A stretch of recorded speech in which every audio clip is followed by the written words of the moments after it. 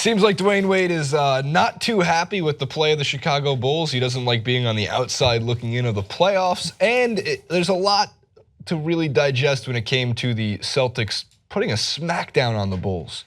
Obviously, they were the better team. Are they better than 20 points better than the Bulls? And at one point, it seemed like 30 points better than the Bulls. No, and the Bulls also in Sunday's matchup, I think they scored 9 points in the first quarter, which they go like, I think that's a season low. Well, if it wasn't, you have a lot of other issues.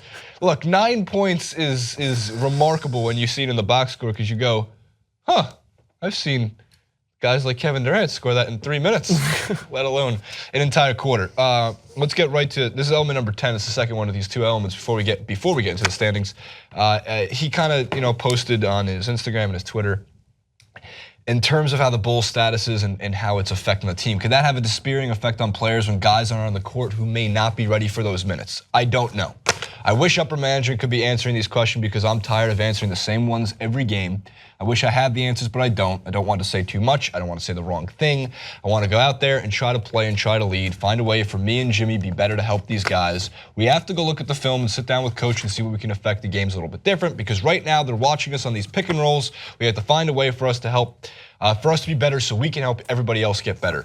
I have a slight hot take and then I have like the coming down to earth take. The hot take of this is it very much seems on the surface level that Dwayne Wade and his best friend Jimmy Butler, who both went to Marquette obviously at different times and both Chicago guys, have a little bromance going and they really don't care too much for the rest of the team. Now, I also look at it as that's the hot take, the down to earth take is that it's a coaching problem. It's exactly what I alluded to in the beginning of the season when I said if the Bulls are 500 at the All-Star break or less, they should fire Fred Hoidberg because there's only so many times that you can say it's not on the coach before it very much seems like it's on the coach. Different rotations. You're a game and a half out of the playoffs. If you make the playoffs, you're getting stomped on by the 1 or the 2 seed. And Wade's got an option on his contract. So it seems like the experiment worked for the first quarter of the season, has slowly fallen apart. What do the Bulls do? Do they keep Wade, let him go? I really don't know. Trade Butler, rebuild. They have a lot of options.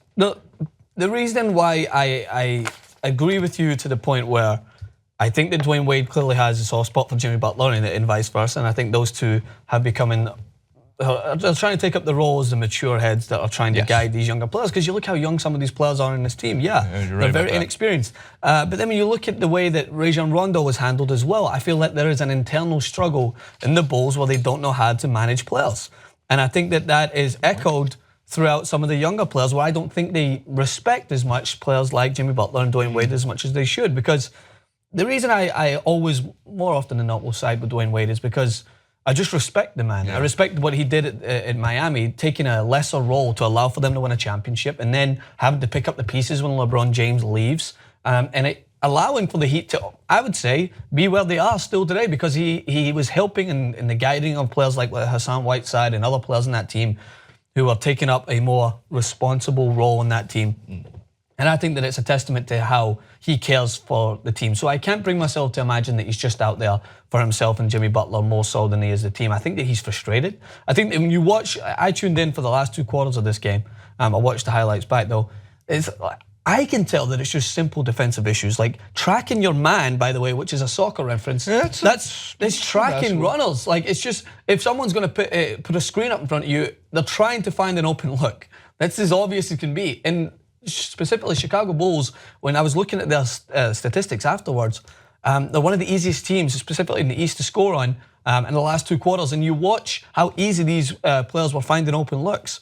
And it's simple things like Dwayne Wade's mentioning. We need to go in and we need to look at tape. We need to understand why teams are finding it so easy. But again, I don't want to take it away from how good the Celtics looked at times because I love watching the Boston Celtics, and at times they look very, very good. And they made Chicago look even worse than I thought they'd play. Yes, I agree with that. And you made a couple of very good points for one young team. I'll touch on that one first. You're right, Cameron Payne, Denzel Valentine, alongside the fact that Hoidberg wants to use all 11 men. Now, the teams that use all 11 men tend to have a little bit of an upper hand because the teams that use 11 men recently, the Rockets, for some part of the season, the Spurs, And last year when the Warriors were healthy and they weren't playing with Kevin Durant, the Warriors, like we're talking about the best teams in the league. If you're a bottom tier team, and that's really what the Bulls are at this point, using 11 men is kind of difficult because you're trying to find a way for guys like, again, Valentine, Payne, and Rondo to all split, 18 minutes? You can't get any kind of chemistry. And to your point on like the pick and rolls and the screens and the cutter, first of all, yes, shrink an entire soccer pitch into the size of a basketball court, and it's the same thing. Yeah.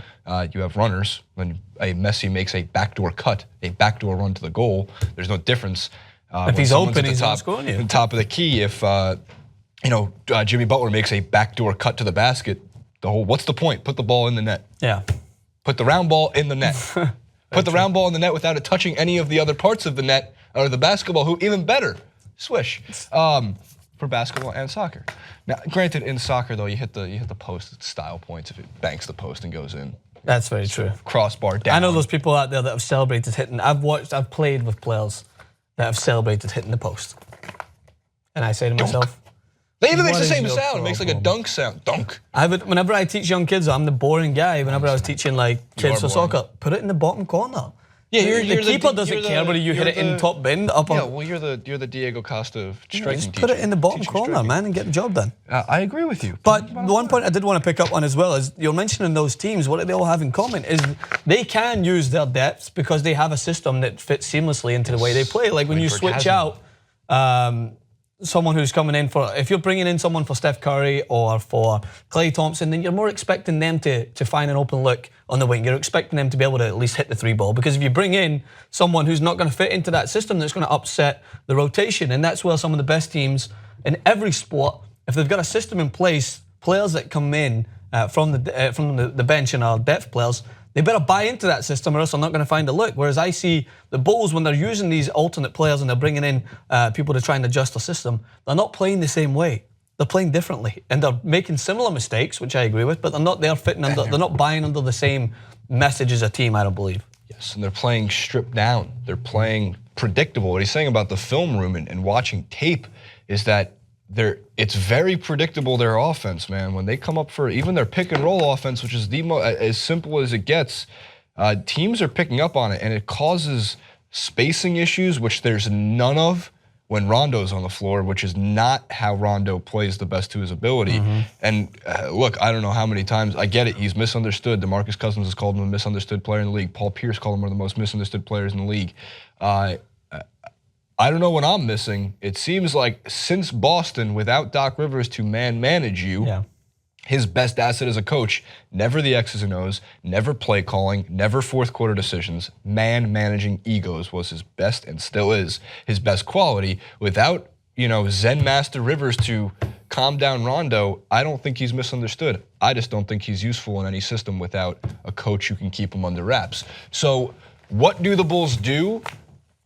Look, I'm one that probably calls to blow it up all too often and all too early. Blow it up. Let Wade walk on his option. Let him sign somewhere else, because I don't think you're going to be able to come back next year with a team that can compete, because this year it didn't work out with the Butler, Wade, Rondo experiment. Figure out what you want to do with Jimmy Butler. Trade him for something. Yeah. Don't let him sign for free in free agency. And stock up on picks, man. Stock up on picks. If you want some last-second seats to get LeBron to come as the Cavs 1 seed and visit United Arena, whatever it is, United Center, sure, make the 8 seed, get stomped on by the Cavs. Comment below, like, favorite, and subscribe. That's all they have to do. That's it. That's all I want them to do.